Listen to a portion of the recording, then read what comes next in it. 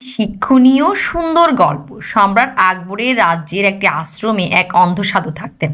তিনি ভবিষ্যতের সঠিক ভবিষ্যদ্বাণী করতে পারতেন বলে সবাই বিশ্বাস করতেন। একবার এক দম্পতি তাদের ভাগ্নি চিকিৎসা করাতে সাধুর কাছে এসেছিল। ঘটনাক্রমে মেয়েটির চোখের সামনে শিশুটির বাবা মাকে সাধুটি হত্যা করেছিল। সে সাধুকে দেখে জোরে চিৎকার করতে লাগলো যে সাধু তার মা বাবাকে মেরে ফেলেছে। মেয়েটির কথায় ক্ষুব্ধ হয়ে সাধু দম্পতিকে তাদের বাচ্চাটিকে নিয়ে চলে যাওয়ার জন্য বলেন।